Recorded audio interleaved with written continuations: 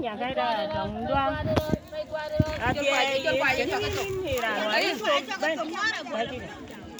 ini ban war jalao ini jam ke kungi jala ka wele la ka kalwel ba kuin mi jal kunju ko bara du en tane ngupa de mandir ko ya won du ban ke dia ti mun yin din chol ba yo ma di je ke pa ja ti ri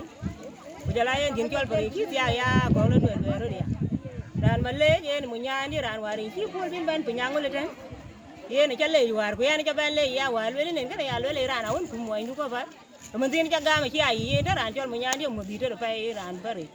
bây giờ lấy như này nhàn cay đã trong in cho lấy ya có phải cho lôi chín hồ cái thuốc bây giờ lấy nhàn cay đã đưa đêm khoai ya ấy cho lấy bây giờ lấy cái mi đó qua khỏi cái trắc cổ trên bên nhà người lại cho đẹp của ta biết rồi đấy và ra riêng thì là phụ cái lôi lo trên nó vào vào nhiều đi chứ được không đi mình ca càng mít mình tin thì cho bay giờ nó quay nàng tiệm đã quay ai cho phần mình buộc là bay là chứ mình vô mai đây là nào quay có lấy đi phải cho nên thì cho ngày nhỉ chứ mình đã này rồi xin chú lui mà mình ye này yêu có phải phải có bi có ya chứ mình như là kun có bi tiếng bị bài lôi bay cái này à thế thế này chú cái lê chú lê ya phải bây giờ là nhà lê ya biết mong nhá cô cả bây giờ đó mình luôn biết rồi đại giọt bên thế nữa bây giờ là cái coi như là kun cái chắc cái gì này cái chú lê chú cái